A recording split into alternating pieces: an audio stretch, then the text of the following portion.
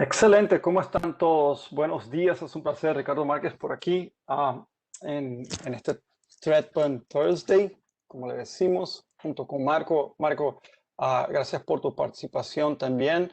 Somos especialistas en Cisco para todo lo que son las soluciones de prevención del endpoint. Toda la parte que conversa también sobre la naturaleza de protección en nube, ¿no?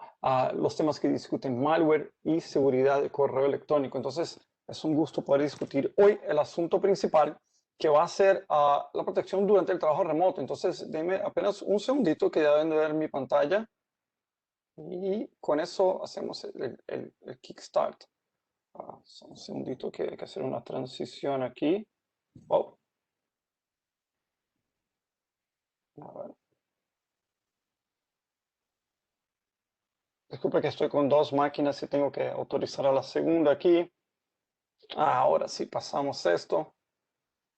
Hoy vamos a hacer un poquito de demo, entonces dos máquinas es necesario. Y aquí vamos adelante. Ok, entonces protección del trabajo remoto, ¿no? ¿Cuál es el punto de discusión de hoy? A mí me gustaría traer un poquito de la complejidad de ver más allá del hecho de que es remoto, ¿no? Del hecho de que queremos que la persona participe de forma correcta en el día a día y esa relación en el uso de los elementos computacionales, sean los que están dentro de la empresa como los que están en la nube. Y eso es importante porque esa discusión realmente hoy habla de elementos de direccionamiento estratégico, habla sobre preocupaciones que también son puntuales en algunos casos y habla sobre una visión de reestructuración de la arquitectura en muchos casos. Hablo un poquito más de qué hago en Cisco y quién soy. Como consultor en esta parte toda de seguridad, contra amenazas avanzadas, la protección del endpoint, la protección de correo, mi enfoque es en la preventa, así como el de Marco, que está aquí con nosotros. Hacemos parte del mismo equipo y en mi caso vengo trabajando con seguridad hace mucho tiempo. Tengo ya por lo menos 8 años en Cisco y es un placer poder hacer esto y ver cómo nuestra línea de soluciones ha crecido, cómo hemos atacado a los desafíos del mercado de forma coherente y me da mucha satisfacción personal trabajar con esto. Es una de las cosas que me gusta, lo que hago en mi vida en el aspecto profesional. Y ya que estamos conversando de esta dinámica toda sobre ver los cambios en las arquitecturas, en las prioridades de trabajo, también hemos visto un cambio en la defensa, ¿no? Y ¿por qué eso, no? Por la necesidad de hacer frente a las diversas oportunidades que el atacante ve. Y él ve oportunidad en crisis, él ve oportunidad en crisis, no solamente de forma general, pero crisis económica es una oportunidad muy grande para el atacante porque hay mucha ingeniería social en lo que se discute, ¿no? Crisis logística, todo el mundo está en la casa, todo el mundo está consumiendo, hablando y discutiendo todo en línea, ¿ok? Crisis de salud, ¿no? Como está sucediendo ahora con el tema de COVID, que genera mucha ansiedad a las personas y ellas son más inclinadas a aceptar información no validada, ¿no?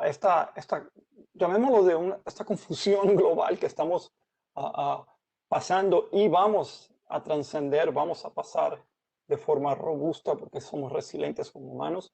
Vamos a atravesar esto, pero las personas están susceptibles a esas, ¿no?, inflexiones en la discusión. Mira, salió esta información. Cambiamos nuestro proceso de logística. Usted tiene que clicar aquí para aceptar el paquete de una u otra forma. La comunicación de un proveedor de servicios o de un business partner, que de repente es un correo que no es el correo que idealmente debería haber llegado, pero en realidad vino con el comprometimiento de una cuenta. Cosas como esta. Entonces, el aspecto del atacante, como lo ven en la lámina, ¿no? Tiene una cierta ventaja porque son blancos muy predecibles. Logran entender un poco nuestra dinámica de forma natural y el atacante es una persona que es técnicamente muy habilitada, obviamente. Y eso crea una condición de numérica desventaja ¿no? Entonces, somos menos en el tema de investigación, desarrollo y en la práctica de la defensa, y además atacantes intentando ser oportunistas. Muy bien. Por otro lado, eh, un punto de vista de ventaja es crear baja previsibilidad en cómo los blancos se están moviendo. Entonces, el atacante tiene que, tiene que entender, ¿no? Primero, el usuario remoto está dentro o no, entender cómo el propio sistema operativo está incorporando ciertas nociones de seguridad importantes, ¿no? Y cuando estoy hablando aquí de previsibilidad, ¿no? Que tan predictible sea el espacio de memoria, como atacar elementos en la memoria de una máquina final. Hoy vamos a discutir bastante sobre la protección del endpoint, ¿no? O de la estación de trabajo. Y cómo esos aspectos generan una dificultad para el atacante en no solamente poner el punto del láser donde él quiere atacar, él tiene que hacer un ataque que es más enfocado, muy específico, ¿ok? Las condiciones también de los niveles de protección o de todas las acciones que podemos realmente hacer para, para una defensa más coherente. Pero también me trae un otro punto de discusión que es el abuso de ciertas condiciones que antes no se daba tanta atención como base para un ataque. ¿Qué quiero decir? Quiero decir que mucho de lo que es considerado una actividad de administración, de herramientas de administración, de contextos de ejecución, que antes no eran monitoreados o no tenían la necesidad de ser monitoreados. Desde el punto de vista de la preocupación del administrador, hoy en día son base y son elementos de auxilio para ataques sofisticados. Y eso es un desafío interesante. Y cuando digo interesante, quiere decir que es un desafío no fuerte, porque estamos discutiendo de aplicaciones, acciones, técnicas que, que tienen un gran nivel de viabilidad, de permisos para su ejecución. Son aplicaciones firmadas digitalmente para decir que son de un proveedor seguro, como el propio componente del sistema operativo. Son parte de nociones de la operación de un servidor típicamente, ¿no? Hablan sobre contextos donde la comunicación es difícil inferir qué está sucediendo, ¿no? Hace uso de la complejidad del sistema operativo. Entonces, esa dinámica en la que estamos hablando, ¿no? Sobre el atacante sabe que estamos en una empresa, sabe que el dominio está parado allí, sabe que hay X cantidad de personas, logra hacer la investigación del nombre de las personas, de los correos, de todo eso que es predictible, ¿no? Pero al mismo tiempo tienen la capacidad de remanejar estas cosas un poco. Los atacantes también están adoptando condiciones de inteligencia artificial, también están adoptando operaciones seguras, el concepto de DevOps, de SecOps en función de ataque. Es una postura estructurada y cuando lo revisamos de esta forma, nuestra preocupación como la persona que tiene que defender y entender eso es no tratar el tema de ataques de la forma simplista. No decir que son apenas virus, reconocer que son situaciones de ataque sofisticadas, premeditadas, ¿no? Asumir que un antivirus apenas no es suficiente, entender que no estamos en un nivel, ¿no? Ideal de elementos de protección en términos de la capacidad técnica existente en el mundo. No estamos en un momento de hacer layback, ¿no? De pararnos, levantar las manos, subir los pies y decir, sí, mira, está todo en automático. No existe de forma real esto. Entonces, tenemos que ser siempre diligentes con ese asunto. Cuando lo llevamos, por ejemplo, a ransomware, ransomware es un gran factor de concientización. Infelizmente lo es, por el tipo de impacto rápido que causa. Entonces, cuando vemos gobiernos, entidades ¿no? públicas, privadas, sector hospitalar, sector industrial, ransomware ha hecho un gran impacto ahí. Fíjense que estamos hablando de situaciones donde hay priorización. en el tema de seguridad, ¿no? Seguridad en gobiernos, seguridad en la industria, los conceptos donde no, las áreas de producción son segregadas a la parte de IT tradicional, ¿no? De TI. Sin embargo, la realidad de un mundo más integrado, de un mundo más automatizado, unifica muchas de esas plataformas, ¿no? Muchos protocolos de producción industrial son encapsulados por los protocolos que usamos para el procesamiento de Internet en el día a día. Por más que tengan protocolos y capa de aplicación que dentro de ese tránsito son específicos.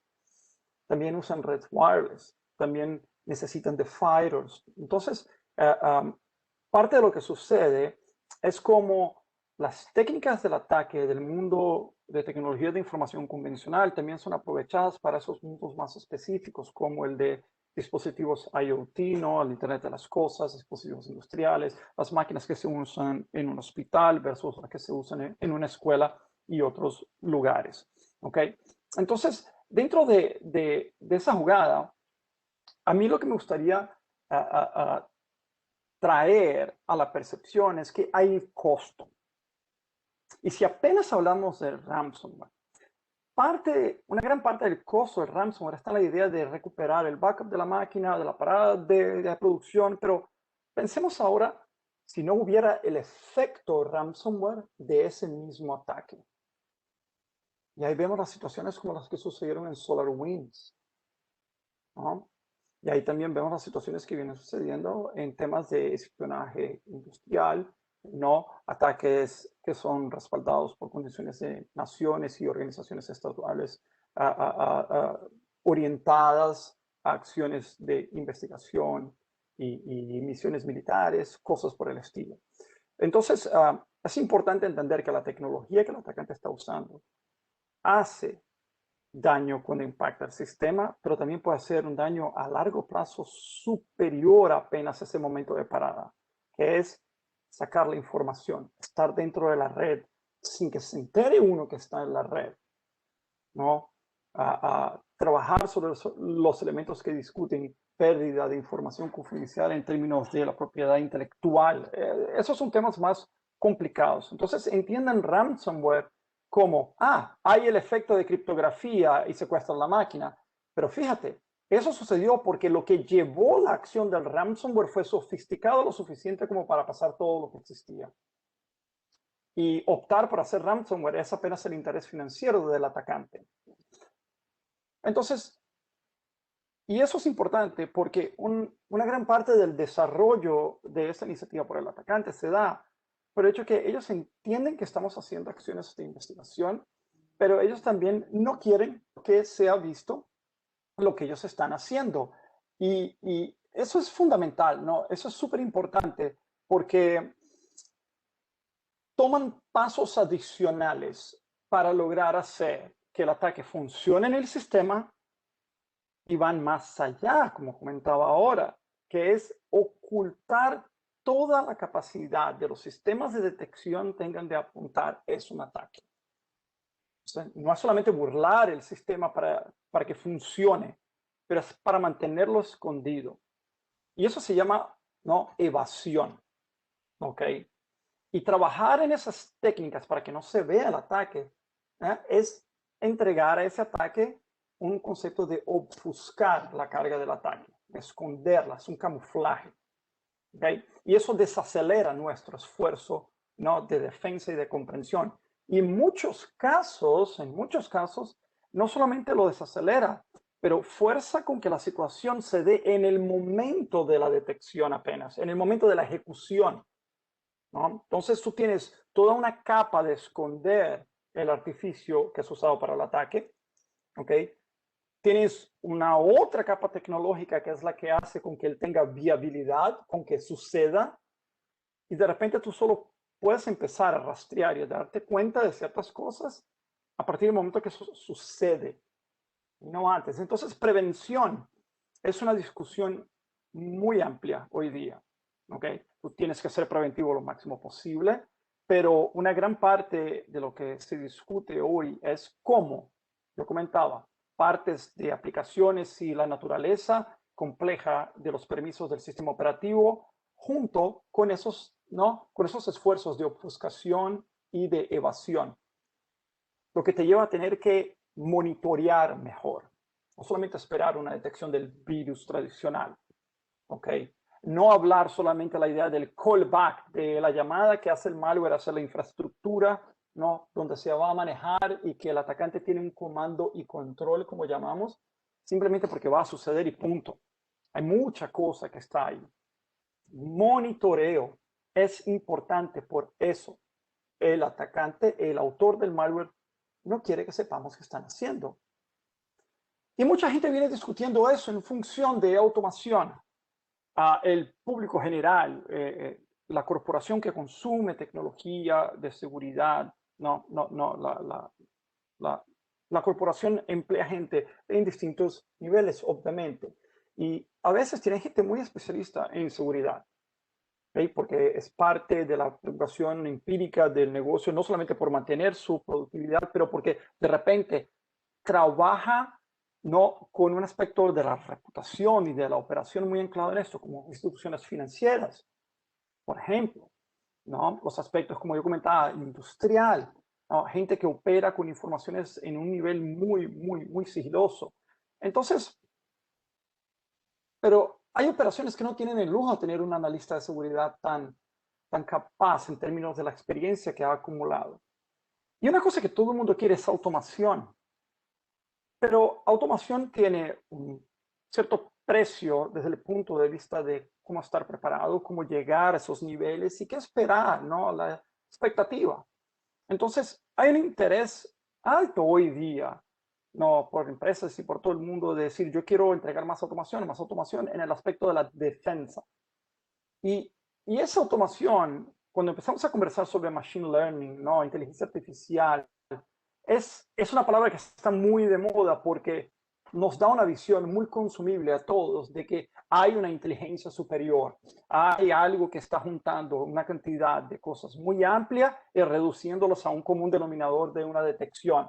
Pero, sin embargo, esos niveles también son susceptibles en muchos casos a esas condiciones del ecosistema del ataque que yo comentaba, ¿no? Usar artefactos que apoyen al ataque, usar técnicas de obfuscación, usar condiciones ¿no? que necesiten de un monitoreo adicional. Entonces, la automación del mundo del machine learning, ¿no? de la inteligencia artificial, existe esa preocupación, las empresas están entregando avances en eso, pero al mismo tiempo cuando lo vemos y empezamos a pensar en el usuario remoto, en el trabajo remoto, aquella banderita de necesito monitorear el usuario y entender el contexto del uso es fundamental. Más allá de eso, ir hacia hacia los pilares de una buena comunicación, dónde él puede acceder, de qué forma él puede acceder, principalmente porque esas tecnologías de automación no están suplantando la necesidad de tener personas con experiencia o de acumular una mejor experiencia, pero principalmente de llegar a mejores acciones, hacer inversiones hacia mejores acciones escalables tecnológicamente para tu arquitectura. Porque las mejores acciones del monitoreo asociadas a cómo el cliente busca mejorar en esto, incorporando los recursos de seguridad, es de hecho donde hay un mejor campo de avance y no apenas en tecnología puntual. El cliente tiene que entender que él puede hacer la inversión en tecnología, pero él tiene que acompañar esa tecnología con una preocupación de monitoreo, no consumir tecnología apenas por pensar que es un checkbox y que está todo listo, no es el mundo de hoy. Y eso es importante, porque a mí me gustaría ponerlo en un otro punto de vista, que es, ¿y si pensamos en las capas de seguridad? Llamo la atención al lado izquierdo de esta lámina, y el gran punto aquí es, si tú ves esos drones que están ahí, y tú piensas, oye, la presencia de estos drones de esta forma puede implicar una amenaza específica. Los drones, ¿qué pueden hacer los drones? Los drones vienen y pueden mirar, pueden ver, pueden llevar información, pueden monitorear, son silenciosos, etc. Pero cuando tú dices, ok, ¿cómo voy a tratar con este tipo de amenaza? Y si amplías tu visión al riesgo, y aquí quiero hacer este comentario de trabajo remoto, ¿no? Ampliemos el contexto de la operación de la máquina. Empezamos a decir cuáles son las etapas de seguridad que necesito dado un escenario más sofisticado, más amplio de amenaza, ¿no? Y aquí estamos viendo como en un ejemplo militarizado, que es como cada etapa puede hacer el elemento, ¿no? Y debe hacer cargo de cierta táctica o de cierta posibilidad de amenaza, ¿no? Y tiene que ser muy bueno en esto y tener estas capas asociadas, ¿no? A la capacidad, al alcance, al nivel de visibilidad que se tenga, ¿no? A los recursos técnicos de cada uno de esos elementos de mitigación y de defensa, desde los más proactivos hasta los reactivos, hasta lo que se tienen que esperar porque algo sucede y listo. Y eso es importante, porque cuando consideramos esa realidad del acceso remoto de nuevo, a mí me gusta mucho la astronomía y la astrofísica, entonces yo pensé, en luz de lo que tenemos que entender como las posibilidades, es como si tú tuvieras un hueco negro, ¿no? Y lo que es llamado, ¿no? Un túnel de Einstein-Rosen, que es aquella escena típica que vemos en las películas de ficción donde, ¿no? Salen de un lugar de un universo y aparecen en el otro. Esas son los VPNs. El usuario cae dentro de la red. Entonces, ¿cómo yo voy a pensar en darle seguridad a un usuario de forma puntual si yo entiendo de que hay toda una situación que protege la visibilidad lateral y que lo mete de nuevo a mi red? O peor, él está accediendo a una plataforma en nube totalmente externa a mi ambiente, pero con mis datos. Continuamos, él usa la máquina en un contexto distinto para hacer lo que él quiere hacer en el día a día. Entonces, tener esa percepción de que la presencia del usuario aparece de un lado para el otro rápidamente, en un contexto que es difícil no entenderlo totalmente, me traza una serie de preocupaciones. Preocupaciones que son, sí, tratables, ¿no? En relación a el acceso de mi usuario, ¿no? En el trabajo remoto. Es más allá de una VPN con un antivirus. De hecho, tenemos que pensar en cómo una arquitectura está disponible para él, porque tú efectivamente extendiste ¿no? el perímetro de tu empresa a la máquina de él. Y esa no es una discusión nueva, pero tu perímetro ahora es flexible y el nivel de riesgo también es flexible junto con esa máquina. Y tú no puedes pensar que toda tu preocupación del acceso local, cuando se lo entregas directamente a él, escapa, ¿no? Solo por el hecho que es remoto. Tú tienes que extender los controles internos. Y a mí me gusta esa frase, extender los controles tecnológicos externos hasta el endpoint. Y en Cisco nosotros discutimos eso. Nosotros hablamos sobre cómo, por ejemplo, la tecnología AnyConnect que están viendo ahí. El AnyConnect es un agente que permite conectividad remota por VPN, pero más allá de ello, es modular. Y esa modularidad, ¿no?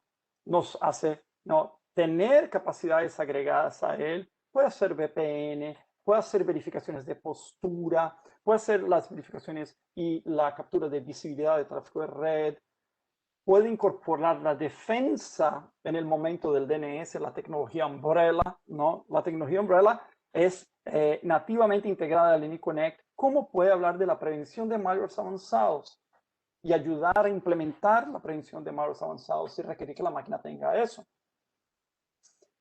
Pero cuando vamos más adelante, también vemos temas que hablan sobre cómo la infraestructura va a recibir el tráfico. En Cisco existe la tecnología Identity Services Engine, que es un orquestador de accesos para la red. Autentica a los usuarios y les dice cómo, a partir de la identidad del usuario y la máquina que él pueda estar utilizando, si puede o no acceder a distintas áreas de la red y servicios, etc. Esa visión de segmentación, en Cisco también se discute hasta la microsegmentación de aplicaciones, ¿no? Y el tráfico específico de carga de las cargas de trabajo. El AnyConnect logra comunicar esto y extiende esas capacidades hasta la máquina del usuario. La tecnología AnyConnect en Cisco, haciendo integración nativa con todos estos elementos de otros componentes de la arquitectura de seguridad Cisco, nos permiten y son una gran pauta para discusión sobre la unificación de la agente de seguridad en Cisco. Y es algo que estamos activamente trabajando y vamos a traer excelentes noticias prontamente. ¿Por qué? Sabemos que es algo que todo el mundo quiere. Entonces, cuando yo entro en este microcosmos de, ok, mis técnicas de defensa, hablemos sobre el endpoint. Entonces, ¿cómo yo defiendo la máquina? ¿Cuál es el concepto Cisco de la defensa de ese sistema operativo? ¿No? Y de servidores, ¿no? Y de dispositivos móviles. Tenemos una tecnología que se llama Cisco Secure Endpoint. La llamamos de AMP, Advanced Malware Prevention, es una tecnología de defensa. Y ese nombre más, ¿no? Más amigable, Cisco Secure Endpoint, denota un agente que instalamos en la máquina. Puede ser manejado a través de la nube o también tenemos los elementos de hacer esos servidores locales para empresas que necesiten de ciertos elementos muy estratégicos de privacidad. Es una tecnología que es una suscripción servicio. Incorpora distintos mecanismos de defensa, incluyendo antivirus tradicional. Pero en realidad va más allá de eso. Es un sistema de defensa, prevención y respuesta a incidentes para ese endpoint. Hablemos un poquito de eso. Tenemos diversas técnicas. Es lo que yo llamo aquí de motores. Y quiero que vean un poquito de los niveles de preocupación que tenemos que tener de los contextos, ¿no? Esto todo está unificado, es un único agente. Utiliza tecnología en nube y tecnología de monitoreo local. Por ejemplo, hacemos el escaneo de archivos en tiempo real. Tenemos un antivirus completo. Tenemos la mayor reputación de archivos y amenazas global. Y es una reputación en tiempo real, dinámica. ¿Ok? Tenemos técnicas de aprendizado automático de machine learning. ¿No? La inferencia que yo hacía sobre inteligencia artificial. También se sabe en tiempo real esto. Tenemos toda la parte de técnicas que hablan sobre agrupamiento o lógica difusa. También tenemos capacidad de customización, de detección. Hacemos protección en la memoria. Y la protección en la memoria es para la prevención de la explotación cuando ejecutas código malicioso, ¿no? Buscando afectar a vulnerabilidades presentes en aplicaciones o en condiciones de ejecución. Lo llamamos exploit prevention. Tenemos elementos comportamentales y los elementos comportamentales hablan sobre aquello que era la preocupación que yo estaba, ¿no? Que estoy en el ritmo de discutir hoy, que es ¿qué está haciendo la máquina? ¿Qué está haciendo el operador? ¿Qué está haciendo un proceso o una tarea agendada? Y eso es un elemento de análisis comportamental. Traemos bastante de esas técnicas de machine learning, ¿no? De análisis automatizado para el endpoint localmente. Las hacemos en la nube, pero las tenemos también localmente. Y eso permite decir, oye, esto que está sucediendo aquí son técnicas que me preocupan. Entonces, también tenemos los elementos de protección al sistema, System Process Protection, ¿no? Entendemos que abusar de ciertos procesos del sistema operativo son características de estrategias de ataques, ¿no? A través de etapas distintas, como por ejemplo, quiero explotar la situación del sistema de autenticaciones del Windows, el LSAS. Para eso existen ataques y condiciones de pedidos y respuestas específicos que se hacen contra ese sistema. Para eso hay que defender ese sistema de una forma más dedicada. Entonces, tenemos este motor, System Process Protection, que defiende los distintos elementos principales, pilares del sistema operativo. Tenemos el monitoreo de red. Y dentro de la parte comportamental también tratamos anti-ransomware y visibilidad combinada de los registros de la auditoría del sistema. Y eso es importante. Primero, porque están combinados. Segundo, que ninguno de ellos, de forma única, va a resolverlo todo. No hay solución en el mercado que por decir, no, nuestra empresa vende machine learning con todo. Ese es el antivirus 2.0, esa es la versión tal. Eso no lo logra resolver todo. No hay una visión bala de plata para todo. En el caso de Cisco Secure Endpoint, esos trabajan en unísono, ellos trabajan juntos.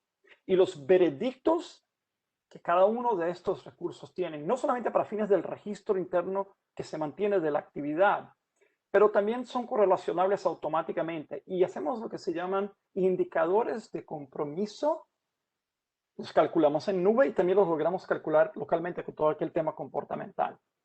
Y es importante porque te estamos diciendo, oye, hay uso extraño aquí, hay técnicas aquí, más allá del archivo malicioso, el archivo está haciendo eso, o un comando junto con ese archivo que hizo aquello.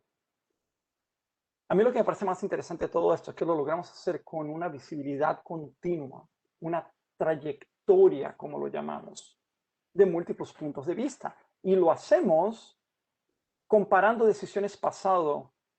Por ejemplo, en este momento yo no sé si esto es malicioso o no. Veo el comportamiento, lo estoy registrando, pero minutos o horas después yo tengo información o un contexto que me permite cambiar esa postura. Nosotros cambiamos la postura automáticamente y lo hacemos globalmente. Es interesante. Entonces tú tienes una automación basada en cómo la información va cambiando. El sistema automáticamente te dice, espérate, retroactivamente yo tengo que cambiar esta decisión. Y esas son cosas que antivirus no hacen. Esas son cosas que filtros web no hacen. Esas son cosas que firewalls no hacen. Y eso es importante. Y ciertamente son cosas que VPNs, sistemas de control de acceso, no hacen. Entonces, dentro de ese green point, cuando hablamos de machine learning, piensen la capacidad de ver cosas que están cambiando, ver derivaciones de familias de malware o de condiciones. Entender esto continuamente en escala global.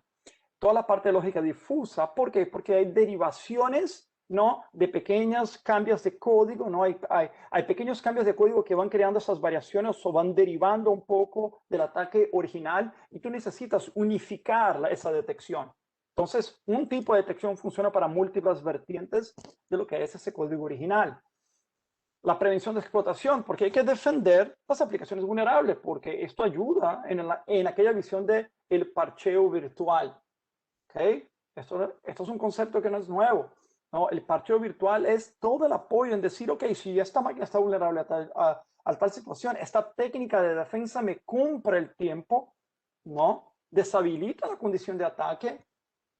Es una defensa proactiva, pero me lleva a la necesidad de entender que eso está sucediendo para un movimiento correcto del mantenimiento de la estación de trabajo, de la salud ¿no? del endpoint. Y eso es importante porque tener capacidad de entender y capturar esos temas en memoria son una parte muy fuerte, ¿no? O sea, es una superficie muy utilizada por los atacantes para defensa, para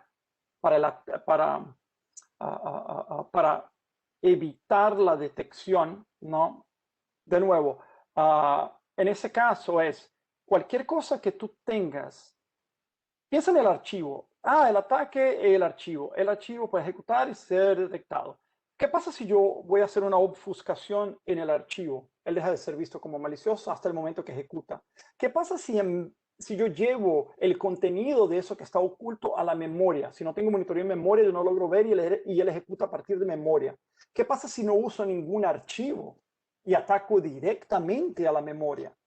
Y le digo a través de memoria, hey, construye esto en el sistema, un archivo, por ejemplo. Entonces tú empiezas el ataque llamado fileless y ahí existen malwares y condiciones que empiezan como fileless, sin archivo.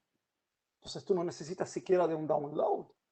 Y ahí las cosas empiezan a hacer eso. Entonces, cubrir la memoria es súper importante.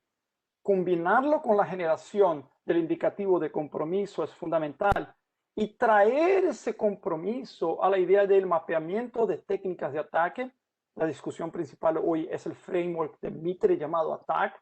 Nosotros hacemos esto y no solamente hacemos eso, pero entendemos lo que yo comentaba antes, cómo nuestros mecanismos de detección son hechos para combinar los puntos de vista de cada motor para decirte, mira, esto está cubriendo parte de estas técnicas, esto está cubriendo estas otras técnicas. Se está intentando hacer persistencia en la máquina. Él quiere sobrevivir a un reboot, él quiere sobrevivir, ¿no?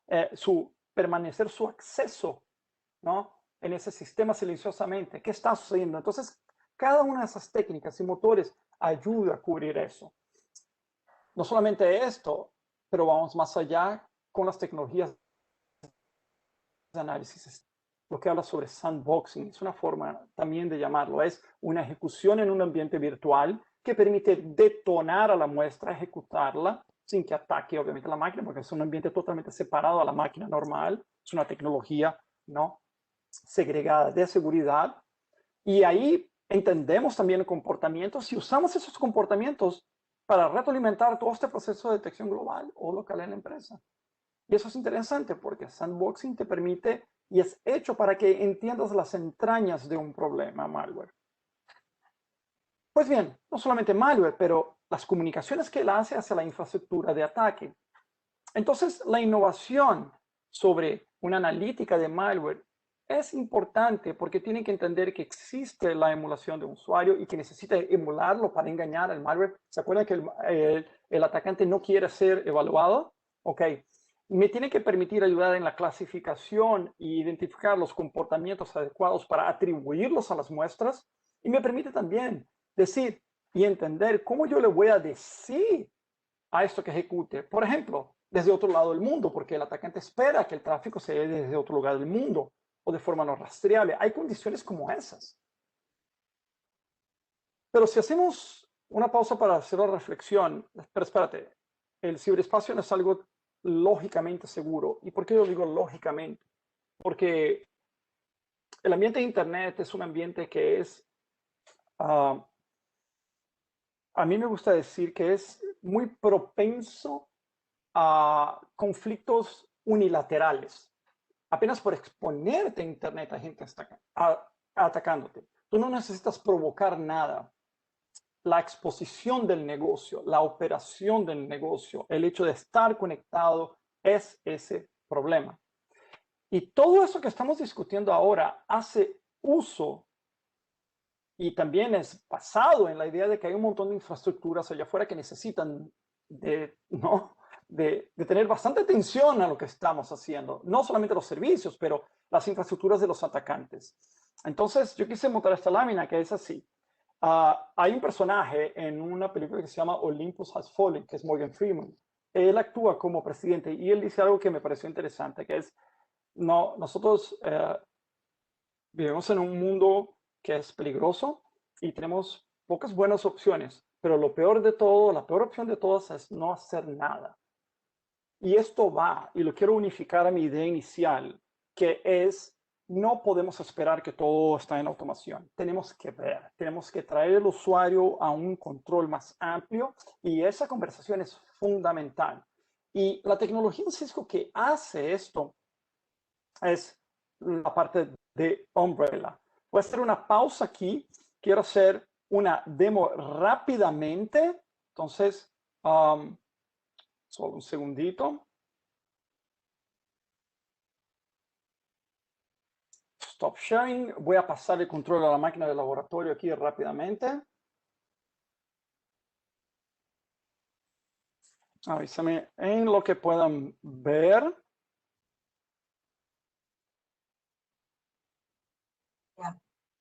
Ok. Deberíamos tener visibilidad de una máquina que está al lado mío, que es mi máquina. Y aquí yo voy a acceder a mi plataforma de monitoreo de Ampara Endpoint, ¿no? La parte Secure Endpoint. ¿Y qué es lo que quiero hacer aquí rápidamente? Mostrar un poquito de las detecciones y cómo es importante que ese monitoreo se entienda como los artefactos locales, como las técnicas y abusos, pero vamos a hacer la transición de nuestra conversación hacia lo que está fuera de la empresa en términos de la infraestructura del ataque. Entonces, ¿qué es lo que quiero mostrar aquí rápidamente? Voy a mostrar que en la parte de Secure Endpoint en Cisco, nosotros tenemos todo un portal que es el que capta la actividad de las máquinas. Y en este portal estamos con todo un tema, ¿no?, de monitoreo que me permite detectar condiciones con automación, decir, mira, esto es importante, esto requiere tu atención.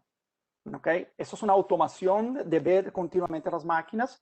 Y te dice, yo tengo máquinas dentro de estos grupos que están presentando incidentes, ¿no? Y esos incidentes hablan sobre los probables artefactos o componentes que los generan y comportamientos también y el tipo del comprometimiento. Entonces, yo logro ir a esta notificación automática que me hace el sistema, este monitoreo, y ver que tengo dos máquinas en este momento que están en esta situación. Esta máquina RM1 WinPro es esta máquina que está aquí, ¿ok? Entonces, yo puedo ir automáticamente, yo puedo ver el contexto de ella y yo puedo saltar directamente a la situación que está sucediendo dentro de la máquina. Y no solamente porque hubo la detección, pero yo puedo hacerlo a cualquier momento. Y yo entro a lo que llamamos de la trayectoria de la máquina. La trayectoria de la máquina es una forma de ver qué está sucediendo dentro de la máquina. Y no solamente si hubo una detección puntual, pero la operación de los procesos, si está navegando, si no está. Entonces voy a abrir aquí un navegador, un Internet Explorer, por ejemplo. Y al abrir el Internet Explorer, yo voy a venir aquí y voy a hacer un refresh. Y yo quiero mostrar rápidamente que el Internet Explorer va a figurar aquí como una aplicación que está ejecutando en este momento. Está verde porque ella es buena. Cosas grises son porque no conozco. Y el hecho de que haga comunicaciones es parte de su acción. Entonces yo logro ver esos contextos de detección. Yo puedo ver que hubo la ejecución, que está haciendo una comunicación, que está haciendo, ¿no?, lo que él necesita hacer como aplicación.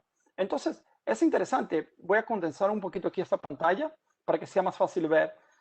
Al mismo tiempo, aquellas acciones todas de monitoreo están sucediendo en la máquina. ¿Por qué? Porque yo tengo el Secure Endpoint instalado aquí en la máquina. El usuario no necesita ver eso, pero yo tengo, ¿no?, Secure Endpoints aquí, ¿ok? Y parte de lo que me gustaría mostrar en este momento es cómo comportamientos son relevantes. Y aquella conversación que estábamos teniendo sobre técnicas de abuso, ¿no? Por ejemplo, yo separé tres que son importantes. La ejecución, por ejemplo, de una llamada WMIC, ¿no? El Windows tiene este componente de administración, pero este componente de administración es súper poderoso. Me permite hacer diversas condiciones dentro del sistema y alterar recursos dentro del sistema. Entonces, voy a abrir aquí un command prompt, ¿no? Por ejemplo, como administrador o no importa, directo. Y quiero pasar a él esta llamada. Entonces, este sistema está haciendo una query directa a algo, a un componente, ¿no? En ese caso está haciendo una búsqueda de los patches, pero tú puedes mandar que el WMIC haga un montón de cosas. Y eso se está usando para ataque, entre otros componentes. Yo voy a dar una refrescada aquí en la interfase de A y quiero mostrar cómo en este momento él captó que eso está sucediendo. Esta llamada que yo hice es de interés por el tipo de recurso que toca en el sistema operativo. Entonces yo estoy viendo aquí que hubo la llamada y no solamente que hubo la llamada, pero esta línea amarilla es un comportamiento. Y él me dice, wow, son un segundo aquí. Hey, hay una actividad de reconocimiento. Reconocimiento es una de las etapas de un ataque, obviamente. Y se está haciendo bajo WMI. Y esto es parte de una de las técnicas discutidas en Mitre. Y no solamente eso, pero yo logro ver los argumentos de lo que se hizo en la línea de comando. Y si yo escalo esta actividad a algo más complejo, yo puedo ver otros elementos usados como el run del E32 que me permiten hacer situaciones de ataques un poquito más sofisticadas, ¿no? Y pasar temas que van desde el intento de burlar recursos de seguridad, ¿no?, a otras situaciones. Entonces, estos son elementos comportamentales, ¿ok?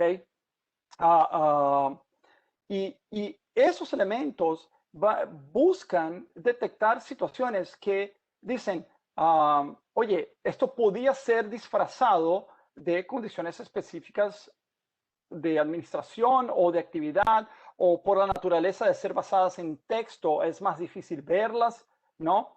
Por ejemplo, este PowerShell aquí hace todo un otro acceso.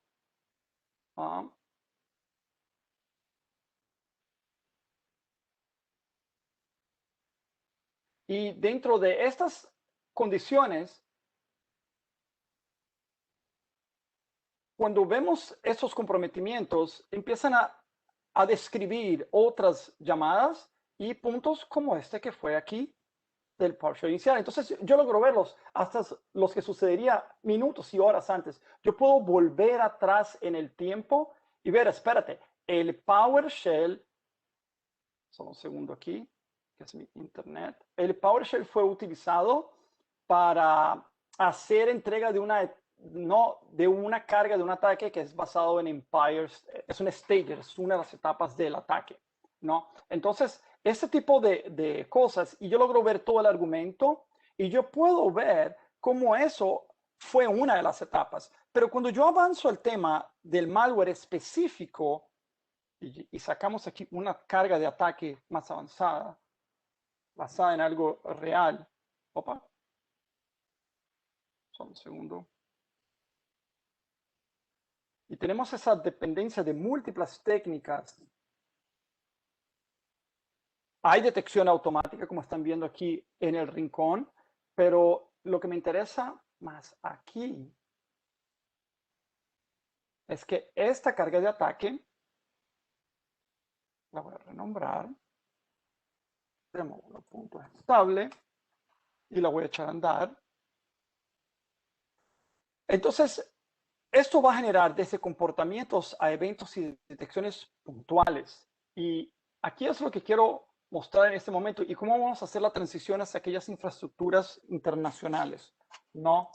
Cómo lo llevamos de una detección en este momento, como el malware ejecutó, vean aquí ahora, ¿no? Él dice, mira, un archivo malicioso fue colocado en la máquina, eso dispara un otro comportamiento automáticamente, que es la ejecución del malware. Y aquí vamos a empezar a ver las ramificaciones que tiene la acción de ese malware. Yo puse el sistema en modo de auditoría para que no haga el bloqueo, para que se pueda ver la evolución del malware. Y aquí se está viendo, ya genera un otro comportamiento. Y ese comportamiento habla sobre la conexión a un dominio sospechoso de troyano remoto, o sea, de control remoto de la máquina. Y al hacer esto, él me dice, no solamente está ejecutando, pero él abre un otro proceso, es un derivado del Locky Bot en Gravity. Hay detecciones, no solamente yo, pero en el mundo puede tener. Se asocia a un otro tipo de muestra y él me muestra dónde lo está haciendo. Pero fíjate, me dice, está yendo a este dominio. Ahora yo quiero llevar esto a la percepción internacional, ¿no? ¿De qué significa ver cosas de ese dominio? ¿Y por qué hay una preocupación? Y yo voy a utilizar un componente nuestro que se llama SecureX Threat Response. SecureX Threat Response, yo lo puedo decir, ¿sabes qué? Eso que está aquí, el dominio, investigalo. Nuestras soluciones de seguridad te entregan acceso a SecureX Threat Response y a Cisco SecureX. Y esta es una plataforma de correlación automática basada en APIs que me permite mostrar todo el relacionamiento que pueda tener esto en mi ambiente o en el mundo. Y se utiliza de esto, de las distintas tecnologías de seguridad Cisco, creando un factor XDR. Tú tienes detección y respuesta por múltiples vectores de monitoreo.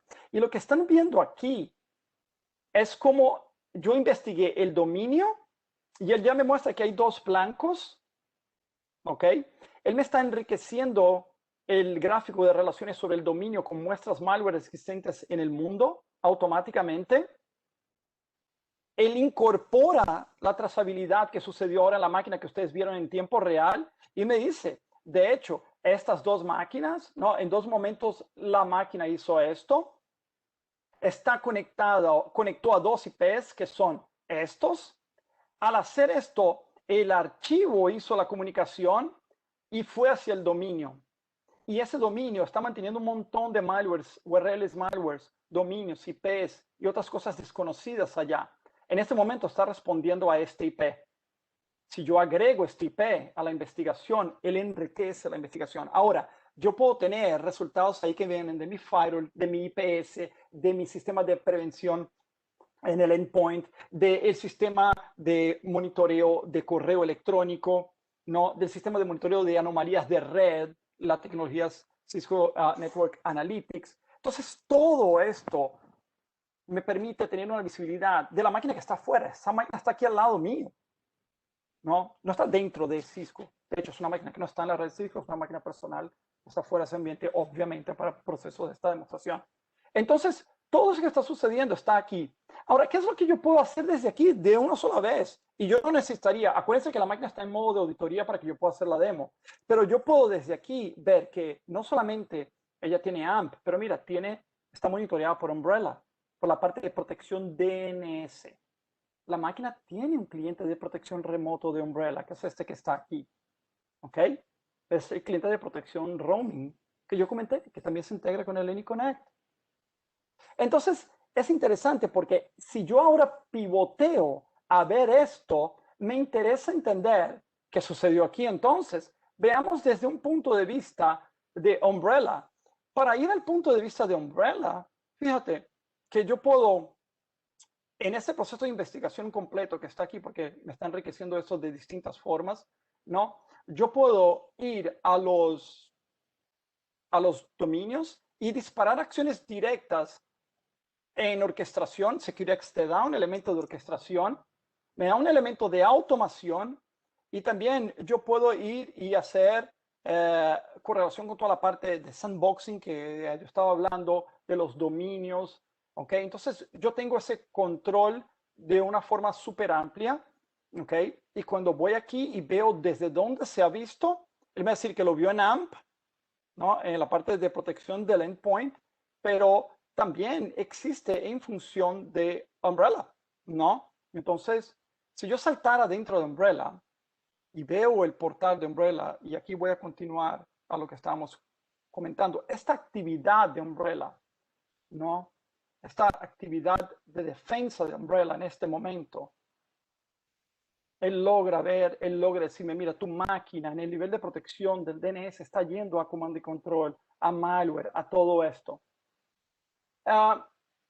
¿Qué podría setear yo automáticamente aquí en AMP?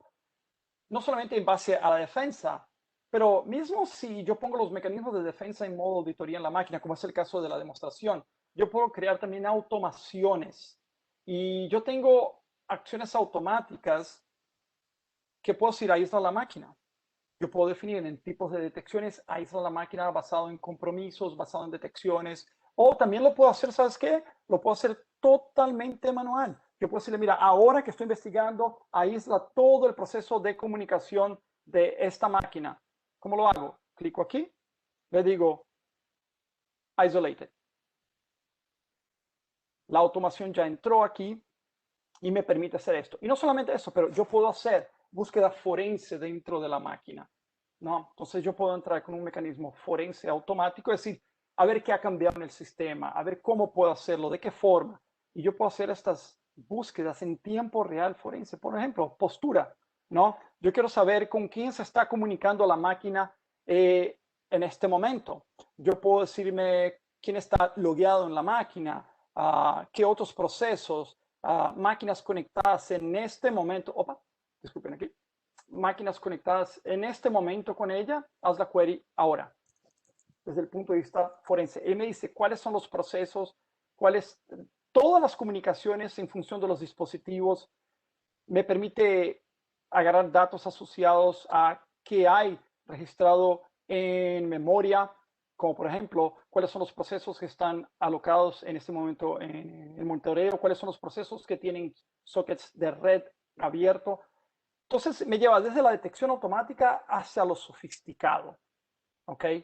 Hacia realmente lo que está allá afuera y yo pueda ir, y me mantiene el proceso de atribución, ¿ok? Entonces, AMP es interesante. La parte de prevención de malwares avanzados. Voy a restaurar aquí mi máquina virtual y paro aquí esta demo y vamos a concluir ahora. Quiero hacer un par de comentarios más sobre cómo trabajamos estas estrategias. Estamos hablando del endpoint y fuimos hacia una parte que habla sobre infraestructuras externas. ¿Qué me gustaría comentar ahora sobre las infraestructuras externas? ¿No? Ir hacia allá. A ver, no se está viendo aún la pantalla. Yo creo que todavía no. Solo un segundo, por favor.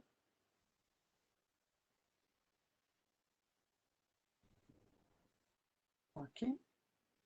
Aquí. Ok. Entonces, déjame compartir aquí de nuevo. Con esto hacemos esto rápidamente. Entonces, el mundo es peligroso. Esas infraestructuras de ataque son peligrosas. Nosotros complementamos la protección de trabajador remoto con esta tecnología Umbrella, que es nuestra en Cisco, ¿no? Y que es originaria de OpenDNS. Nosotros adquirimos OpenDNS, ¿ok? En 2015.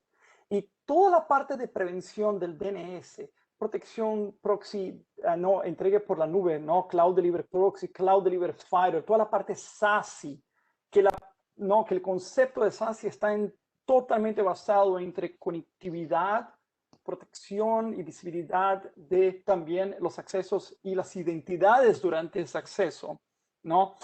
Todo eso está anclado en algo que va más allá apenas de una funcionalidad, pero de una arquitectura que entrega todo ese concepto, ¿no? Conocido como SASE, con toda la vertiente del desarrollo del SD-WAN, con toda esa discusión sobre cómo yo entrego también accesos seguros a esas, ¿no? Condiciones del trabajador remoto, no de las filiales, del acceso directo a Internet, ¿no? Esa descentralización. Entonces, esas capacidades de prevención que quiero mencionar en la tecnología Umbrella, que hacen un gateway de Internet seguro, no me permiten hacer cobertura fuera de la red, no mobile, del laptop, dentro de la red y de mis filiales de trabajo. Y ella, como un todo, esa estrategia de prevención de acceso a esos dominios maliciosos, como vimos ahora en los ataques, me permite ser más eficaz que mi competencia. Y no solamente eso, logra ser más eficaz que otros mecanismos de detección que, ¿no? que son complejos de manejar y generan más eventos, ¿no? Umbrella es una tecnología que es una suscripción en nube, totalmente software as a service, súper simples y es más una capa de prevención, ¿no? Y competitivamente es altamente eficaz, como están viendo aquí, ¿no? Este es el A/B test, ¿no? Segundo año consecutivo liderando el A/B test con Umbrella. Y no solamente esto, pero todos los casos de protección y visibilidad que comentamos ahora, que me permiten estar lejos de esas infraestructuras de ataques como las que vivimos en tiempo real, que van a querer hacer esos ataques en múltiples etapas. Estoy intentando reducir la complejidad de lo que va a suceder en el endpoint. Ustedes vieron, si sucede en el endpoint, es más complejo en términos de, yo tengo que acompañar múltiples tecnologías de bloqueo, ¿no? En términos de motores de entender qué está equivocado. Si yo le digo a esta máquina, no te acerques a esa infraestructura desde el principio, yo ya estoy reduciendo mi complejidad. Y Umbrella y AMP se combinan.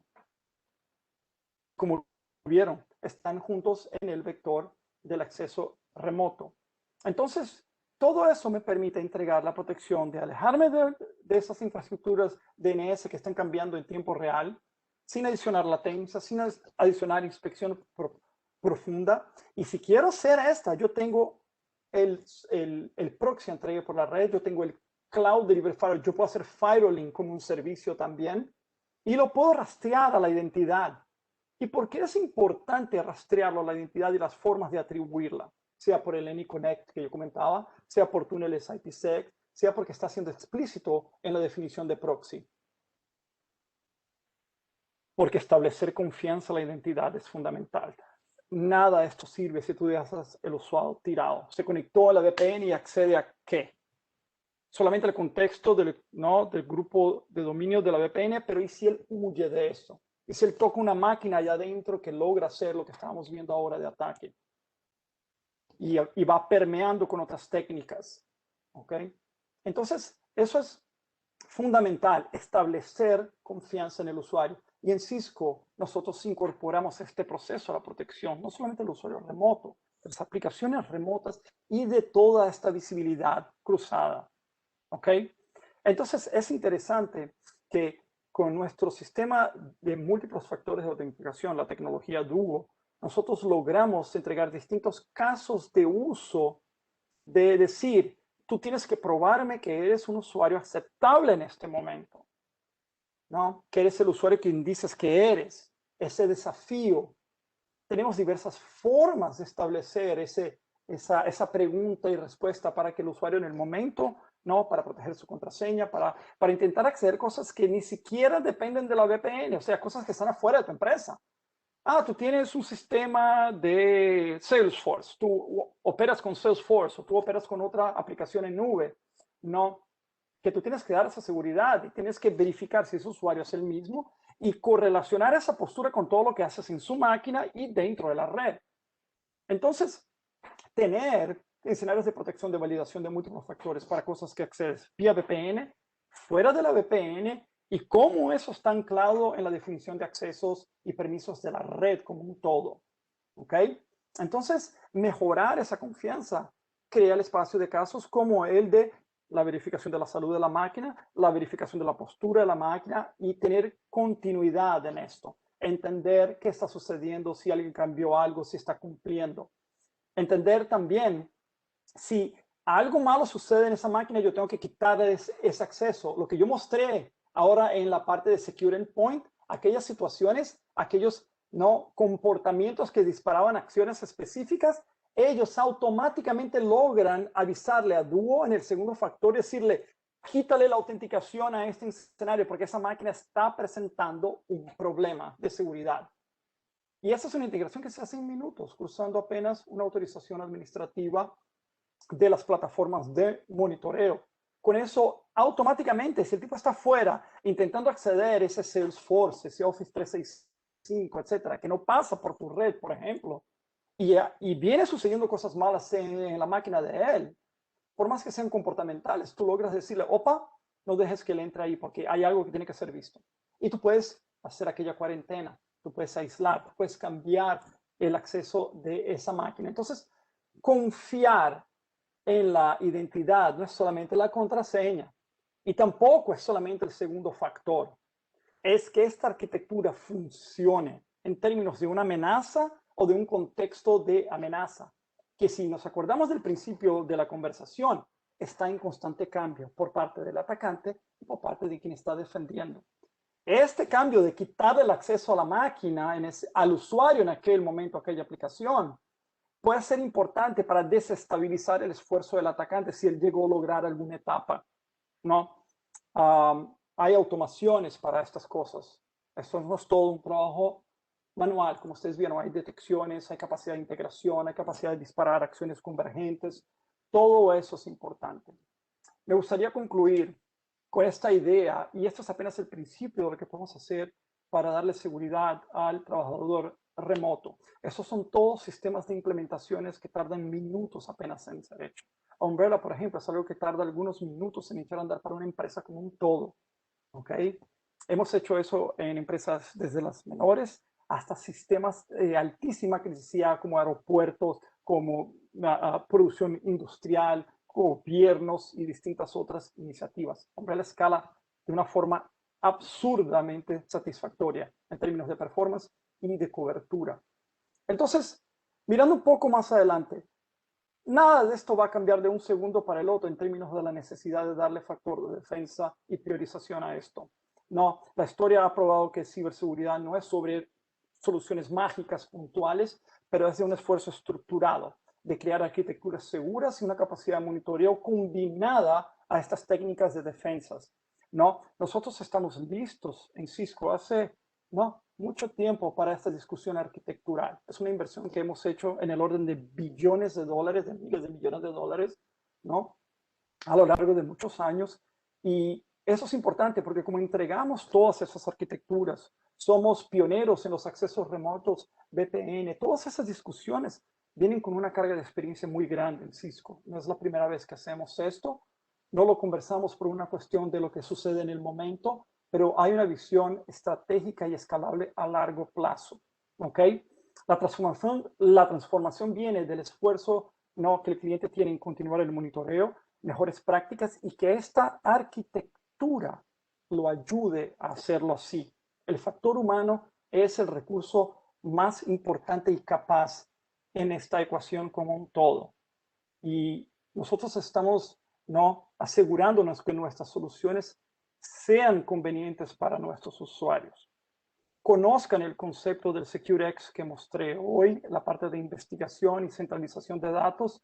Estamos listos para conversar con ustedes y todo eso es parte de una excelente conversación que podemos llevar sobre arquitecturas y prioridades. Y no solamente como una acción desmedida, instantánea, no. Tenemos tecnologías puntuales, pero cuando el cliente quiere hacer eso de forma estructurada, nosotros tenemos una capacidad impar en el mercado. Gracias por la participación en este TED Talk. Gracias a Marcos por un Q&A súper eficaz ahí y por su tiempo. Espero verlos en una próxima oportunidad. Hasta luego. Cuídense mucho.